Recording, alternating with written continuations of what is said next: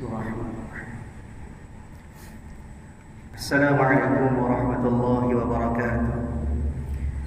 A'udzubillahi minasyaitonir rajim. Bismillahirrahmanirrahim. Alhamdulillahirabbil alamin. Wassalatu wassalamu ala asyrafil anbiya'i wal mursalin. Sayyidina maulana wa nabiyyina wa habibina wa syafi'ina wa qudwatina wa uswatina Muhammadin sallallahu alaihi wasallam wa ala alihi wa ashabihi ajma'in. Allahumma faqihna fi din waftah alaina futuhal arifin waj'al a'malana khalisatan liwajhikal karim ya arhamar rahimin. Allahumma iftah alaina hikmatak wa anshur alaina min khazain rahmatika ya arhamar rahimin. Rabbi shrah li sadri wa yassir li amri wahlul 'uqdatam min lisani yafqahu qawli walhamdulillahi rabbil alamin. Amin. Qala al-musannif rahimahullahu ta'ala wa nafa'ana wa iyyakum bi'ulumihi fid dharain amin. Alhamdulillah. Pertama selamanya marilah sama-sama kita panjatkan setinggi-tinggi kesyukuran kita ke hadrat Allah Subhanahu wa taala kerana pada malam ini Allah taala masih lagi memberikan kepada kita kesempatan. Allah Ta'ala masih lagi memberikan kepada kita daripada segala nikmat yang diberikan oleh Allah Ta'ala kepada sekalian hamba-Nya, yakni daripada nikmat kesihatan yang sempurna, sihat tubuh badan boleh pakai hadir ke rumah Allah Ta'ala pada malam ini untuk kita sama-sama mengerjakan ibadat kepada Allah dengan cara kita semaya berjamaah, kemudian kita masuk, kita duduk dalam majlis ilmu yang dikatakan oleh para ulama sebagai raudhatun min riyadil jannah, satu taman daripada taman-taman syurga. Kemudian Allah Ta'ala juga memberi nikmat kepada kita, iaitu dengan nikmat panjang umur, untuk kita terus bertaubat kepada Allah Ta'ala daripada segala dosa-dosa yang telah lalu, dosa-dosa kita kepada Allah Ta'ala. Di samping Allah Ta'ala nak kita menggunakan bagi umur yang ada untuk kita terus melakukan ibadat kepada Allah Subhanahu wa taala dengan sebenar-benarnya, insya-Allah. Mudah-mudahan segala yang kita lakukan, segala amal kebajikan yang kita buat itu boleh dijadikan sebagai salah satu daripada amalan yang boleh kita bawa untuk kita menghadap Allah Subhanahu wa taala pada akhir akhirat nanti, insya-Allah. Tuan-tuan, puan-puan yang dirahmati oleh Allah Taala, InsyaAllah pada malam ini kita sambung lagi kuliah kita daripada kitab Penama Pagi Hati, muka surat 79. Muka surat 79, baris yang kelima daripada bawah ke atas. InsyaAllah pada malam ini kita sambung lagi pada bab ataupun sifat yang dikatakan perkara ataupun sifat yang kelima daripada yang keempat daripada sifat mahmudah yang disebutkan oleh pengarang kita ini, Syekh Abdul Qadir Al-Mandili rahimahullah ta'ala kepada kita, iaitu tidak lain tidak bukan ialah daripada sifat sabar. Telah pun kita sebut bersama pada kuliah yang lepas tentang bahagian-bahagian sifat sabar ataupun daripada bahagian-bahagian yang menyalahi akan hawa nafsu nak kepada sifat sabar kepada Allah Ta'ala daripada beberapa bahagian.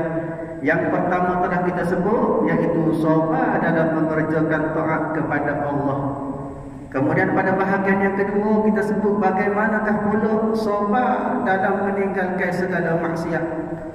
Dia macam mana pengarang kita sebut kepada kita kaedah ataupun apakah yang dikatakan sifat sabar kita nak tinggal daripada segala maksiat yang kita buat, dosa-dosa kepada Allah Ta'ala. Kemudian pada bahagian yang ketiga kita telah sebut juga, bahagian yang ketiga iaitu pada bahagian bagaimanakah sabar atas orang yang menzalimi kita. Kita sabar. InsyaAllah pada malam ini kita sambung bahagian yang keempat, termasuk dalam bahagian sabar, iaitu barang yang tiada masuk ia sama sekali di bawah ikhtiar. Maknanya pada bahagian yang keempat ini kita sabar atas sesuatu yang kita tidak minta, Kita sobat atas sesuatu kita tidak usaha, kita tidak ikhtiar. Gapo dia? Seperti masih mati kekasih. Dia mati kekasih. Maksudnya tak kira lah daripada isteri kita ke yang dikasihi, ataupun anak-anak kita ke saudara mara kita ke hak kita kasih. Tiba-tiba diuji dengan kematian mereka, maka kita kena sobat. Dan binasa harta. Binasa harta maknanya rusak daripada harta kita. Tuhan beri kepada kita kerja keras selama ni, boleh beli rumah, boleh beli tanah sebagainya, tiba-tiba rusak binasa. Maka menyebabkan kita jadi duka cita, bahkan kena sobat juga. Dan daripada segala bala, dia kena bencana, rumah terbakar apa misalnya, ataupun kena banjir dan sebagainya, daripada bala yang Allah Ta'ala beri, maka menyebabkan kita duka cita pun kena sobat juga. Maka sobat atasnya maknanya sobat atas daripada bala, sobat atas binasa harta, sobat atas kematian orang kita kasih, orang kita sayang. Maka sobat atasnya itu setinggi-tinggi daripada segala pangkat. Tak ada. Dia nak banding dengan sobat atas buat doa. Dia payah nak buat doa, nak buat ibadat, nak bangun semaya subuh, payah kita sobat kita. Maka hebat lagi, tinggi pangkatnya orang yang sobat atas kena bala dan kena benda-benda yang disebutkan sebentar tadi.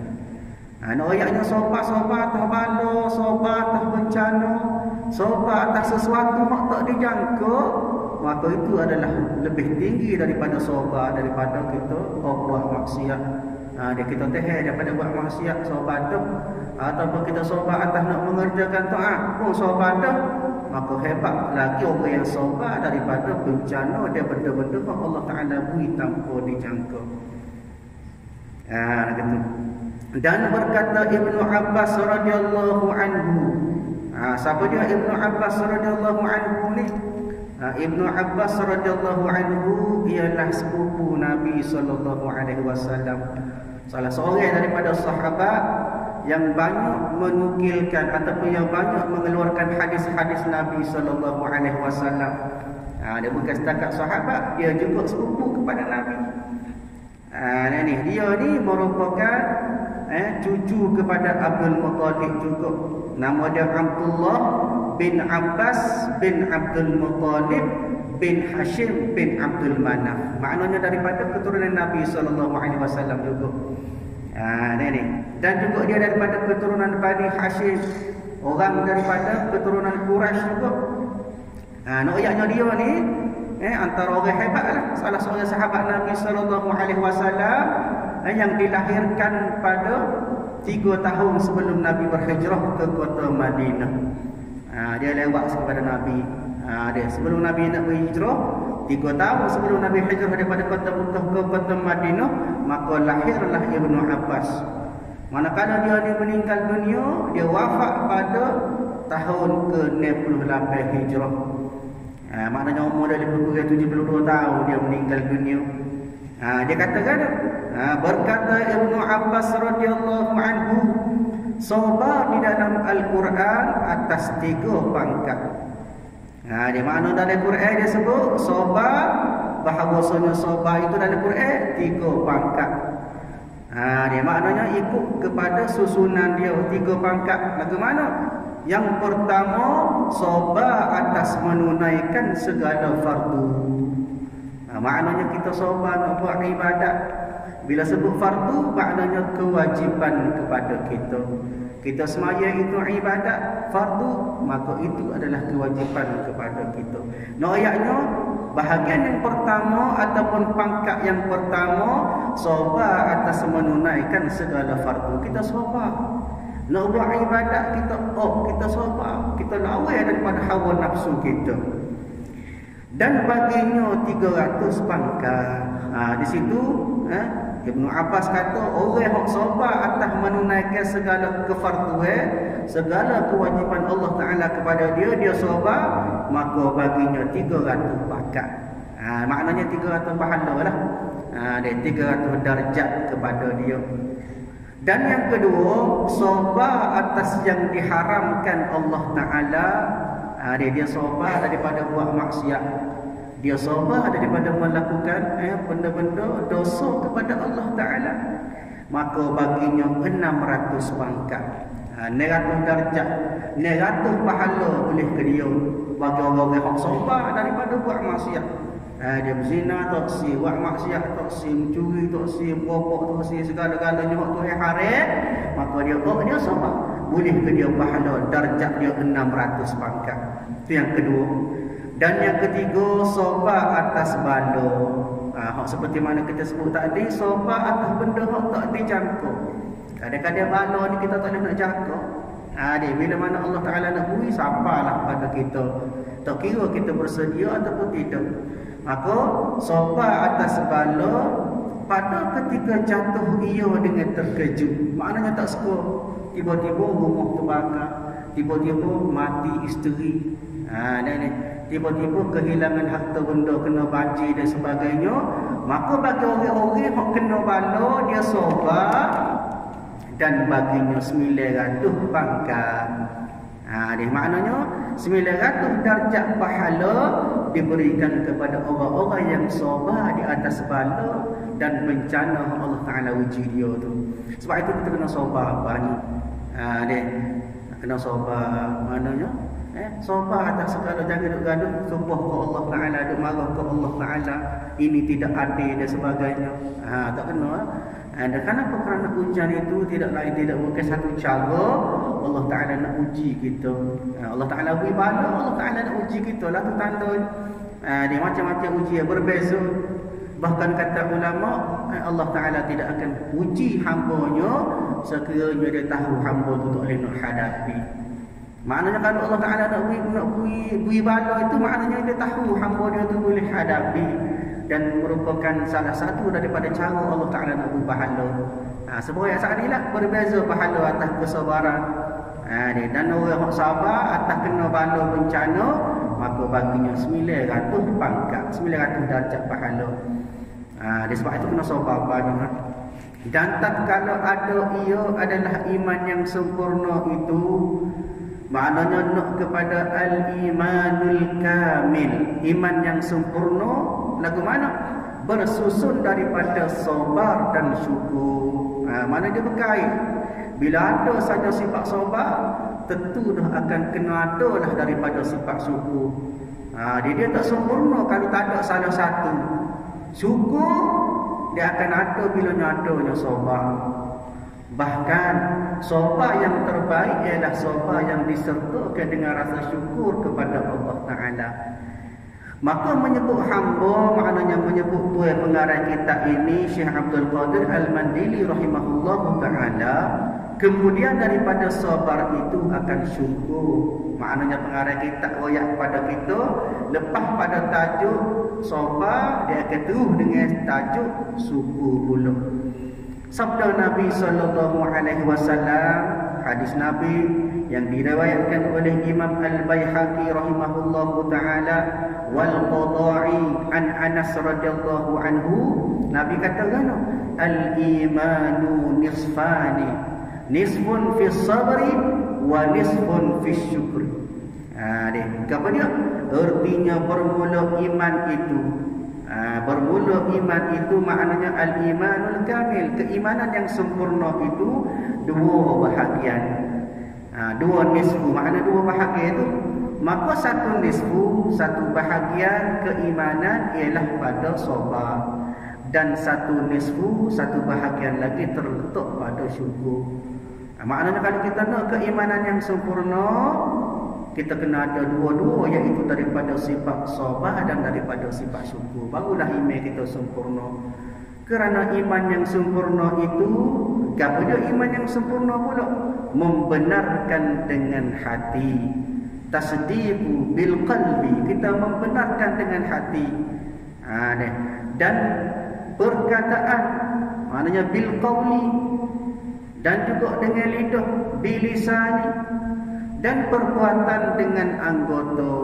dan juga disentuh dengan af'al, dengan anggota kita, dan ketiga-tiganya terbahagi atas dua bahagian. Nak tak nak, atas sifat ataupun keimanan kita kepada Allah Ta'ala, bila masuk dengan sifat syukur dan juga sifat sabar, maka terbahagi kepada dua. Apa dia? Yang pertama, mengerjakan yang disuruh daripadanya, maka iaitu hakikat syukur, dan yang kedua meninggalkan yang dilarang daripadanya, maka iaitu hakikat sabar daripada maksiat. Maknanya nak al-imanul kamil, nak keimanan yang sempurna, tidaklah tak boleh lagi daripada kita kena masuk, kena ada daripada sifat sabar dan juga syukur. Kemudian dengan dua bahagian utama, iaitu yang pertama ta'muruna bil ma'ruf, suruh ataupun buat daripada benda kebaikan, wa tanhauna 'anil munkar, dan cegah daripada benda munkar, benda maksiat kepada Allah. Di ayatnya, di situlah terletaknya daripada simpulan ataupun daripada kaedah sebenar kita nak mendapatkan keimanan yang sempurna, kena bawa masuk dalam iman kita itu daripada sifat sabar dan syukur. Wallahu ta'ala a'lam. Maka disitulah kesimpulan. Ayatnya di situ bahawa daripada tajuk itu, daripada tajuk ataupun bab lepas bab kita sebut, daripada bab yang keempat pada menyatakan sabar, maknanya kesimpulannya ada 3 pangkat sabar. Apa dia? Yang pertama, sabar yang paling tinggi, paling hebat. Lagu mana cara dia? Dia sentiasa lawan hawa nafsu. Benar semua. Dia boleh lawan hawa nafsu, dia boleh, bahasa kita, dia boleh nyek hawa nafsu dia. Dia boleh tekan hawa nafsu sehingga nafsu ikut dia, bukan dia ni ikut nafsu. Itu yang martabat yang paling tinggi pada bahagian sabar. Yang kedua, bahagian pertengahan pada sabar. Apa dia? Kadang-kadang benih hawa nafsu, kadang-kadang benih kita. Ni biasa pokok kita ni. Ni kadang-kadang benih nafsu, maka kita berbuat maksiat, buat maksiat kepada Allah Ta'ala. Kadang-kadang benih diri kita, maka kita boleh lawan hawa nafsu, menyebabkan kadang-kadang benih kita, kadang-kadang benih hawa nafsu. Itu peringkat pertengahan, kelas tengah. Adapun peringkat yang paling rendah, kelas yang paling debek lah, agak-agak bukan kita lah, nenek. Lagu mana? Sentiasa kalah kepada hawa nafsu. Benih nafsu semua. Dia tu hawa nafsu semasa kehidupan dia penuh bergelumai dengan dosa maksiat kepada Allah. Maknanya hak ni dipanggil sebagai kesabaran yang paling nipis. Dia paling debek, kelas bawah sekali sabar. Maknanya kurangnya sifat sabar daripada benda-benda hak Allah Ta'ala larang. Jadi kalau tu hawa nafsu semua. Dan itu maknanya peringkat-peringkat sabar. Manakala kata ulama, sabar ada 4. Yang pertama, sabar buat taat kepada Allah Ta'ala. Yang kedua, sabar atas mengerjakan maksiat, kita tinggal maksiat, sabar. Maka yang ketiga, sabar apabila dizalimi, kena khianat ke orang. Dan yang keempat, yang telah kita baca sebentar tadi, iaitu sabar apabila ditipu bencana. Manakala mengikut khulasah ataupun kesimpulan daripada kata-kata Ibnu Abbas radhiyallahu anhu, maka dalam Quran disebut sabar ada 3. Sabar yang pertama, sabar atas kita buat taat, buat fardu ain kepada Allah Ta'ala, boleh 300 darjat pahala. Yang kedua, sabar atas maksiat kita, kita tahan diri kita daripada buat maksiat, maka kata Ibnu Abbas boleh 900 darjat pahala. Manakala yang ketiga, iaitu sabar atas bala ataupun bencana yang menimpa kita, maka diberi di situ 900 pangkat ataupun darjat di sisi Allah Ta'ala. Dia maknanya itu adalah daripada bab yang keempat, ataupun sifat yang keempat daripada sifat mahmudah yang perlu ada, bahkan wajib ada dalam diri kita untuk kita menyucikan hati kita, iaitu daripada sifat sabar. Bab yang kelima pada menyatakan syukur. Kita masuk tajuk baru, bab yang kelima pada menyatakan syukur. Syukur ni satu kalimah ataupun satu perkataan yang dipinjau daripada bahasa Arab. Bahasa asalnya daripada perkataan bahasa Arab syukur. Bahasa Melayu pun ada syukur, dimasuk ke dalam kamus Dewan Bahasa. Ini syukur. Nama orang pun ada syukur. Ayatnya syukur satu kalimah berasal daripada bahasa Arab. Kalau kita belajar daripada bahasa Arab, dia syukur berasal daripada perkataan masdar. Dia kalimah masdarun. Fi'lul madhi dia apa dia? Syakara. Syakara fi'lul mudhari' yashkuru. Fi'lul amal syukran. Maknanya asal kalimah daripada bahasa Arab. Ni. Manakala disebut oleh para ulama, ada beberapa ulama yang memberikan gambaran ataupun memberikan makna pendefinisian di atas kalimah syukur. Antaranya disebut oleh para sahabat, antaranya nama dia Imam Al-Asfahani. Imam Al-Asfahani nama dia Ali bin Husain Al-Mawarni Al-Umawi Al-Qursi. Dilahirkan pada tahun 284 Hijrah, meninggal pada tahun 356 Hijrah. Dia kata bahawa kata syukur ialah gambaran dalam hati kita tentang nikmat dan menampakkan ke permukaan. Makna dalam hati kita terima nikmat, maka kita zahir daripada kata-kata kita, daripada perbuatan kita. Itu kata antaranya disebut oleh Imam Al-Asfahani rahimahullahu taala. Begitu juga disebut oleh Ibnul Qayyim Al-Jauzi, pengarang kepada kitab Madarijus Salikin, yang lahir pada tahun 991 Hijrah, meninggal pada tahun 751 Hijrah. Dia kata Ibnul Qayyim Al-Jauzi rahimahullahu taala, syukur adalah menunjukkan adanya nikmat Allah pada diri. Dia maknanya syukur ialah kita tunjuk, kita menzahirkan rasa terima kasih atas nikmat Allah beri pada kita. Gapo dia? Dengan cara antaranya melalui lisan kita sebut dengan pujian kepada Allah Taala. Bila terima nikmat, ucap alhamdulillah. Dia terima rezeki, ucap alhamdulillah. Tak kira lah rezeki tu, daripada rezeki harta benda boleh bitih ke, ataupun boleh kesihatan Tuhan beri kita sihat semua, alhamdulillah. Maknanya kita zahir dengan pengucapan kita syukur kepada Allah dengan kata-kata kita alhamdulillah. Itu cara dia. Dan kita mengucapkan kesedaran diri bahawa kita telah diberi nikmat kepada Allah Ta'ala. Maknanya kita sebut dengan lidah kita alhamdulillah, manakala dalam hati pula penyaksian dan kecintaan kita kepada Allah Ta'ala. Bukan kita sekadar sebut saja alhamdulillah dalam hati sumpah ya. Ni tak boleh gitu. Maknanya mulut kita sebut alhamdulillah, hati kita memanjatkan syukur setinggi-tinggi kepada Allah Ta'ala. Kadang-kadang dengan nikmat itulah kita boleh buat amal ibadat kepada Allah Ta'ala. Kadang-kadang dengan rezeki ataupun dengan benda yang Allah Ta'ala beri nikmat kepada kita, itulah kita boleh infak kepada orang-orang yang memerlukan dan sebagainya. Ayatnya tanda terima kasih kita kepada Allah Ta'ala. Bahkan ada satu hadis Nabi sebut, ada satu hadis Nabi sebut, kata Nabi SAW, Nabi kata wa man lam yashkur linnas lam yashkur lillah. Satu hadis yang diriwayatkan oleh Abu Daud dan juga Imam At-Tirmizi rahimahullah. Nabi kata sesiapa yang tidak syukur atas manusia beri ke dia, maka dia tidak syukur dengan nikmat Allah Ta'ala beri. Manusia hanya sekadar wasilah ataupun perantaraan daripada Allah Ta'ala. Dia Tuhan yang tahu nak suruh sampai kepada kita nikmat. Kadang-kadang melalui jiran, tetangga kita, kadang-kadang melalui sahabat-sahabat kita, beri sesuatu berupa nikmat kepada kita. Maka kata Nabi, siapa tak syukur atas nikmat hak manusiawi, maka seolah-olah dia tidak syukur atas nikmat hak Allah Ta'ala beri kepada dia. Maknanya syukur ya daripada manusia pun hakikatnya daripada Allah Ta'ala. Sebab manusia dia tak ada gapo dia, tak ada kesekara kita ni. Semuanya adalah daripada Allah Ta'ala, pinjaman semata-mata. Begitu juga Nabi Sulaiman alaihi salam sentiasa mendoakan satu kalimah. Sebab Nabi Sulaiman kita tahu antara Nabi yang ada diwariskan dengan banyak harta. Nabi Sulaiman salah seorang Nabi yang juga raja dia. Nabi Sulaiman dia boleh berkomunikasi dengan semua makhluk, daripada jin, daripada binatang, hayawan, semua daripada angin pun boleh kecek dengan dia. Itu kehebatan, mukjizat yang diberikan kepada Nabi Sulaiman. Dan Nabi Sulaiman ini tuan-tuan dan puan merupakan anak kepada Nabi Daud alaihi salam.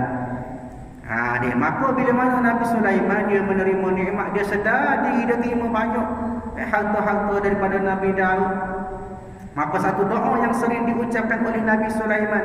Nabi Sulaiman katakan antara doa dia, Rabbi auzi'ni an ashkura ni'mataka allati an'amta ala wa ala walidayya wa an a'mala salihan tardahu wa adkhilni bi rahmatika fi ibadika salihin. Doa ini disebut oleh Allah Taala dalam Quran daripada surah An-Naml ayat 19. Kalau tengok daripada surah An-Naml ayat ke-19 boleh jumpalah dengan ayat ini. Satu doa yang Allah Taala sebut secara khusus dalam Quran.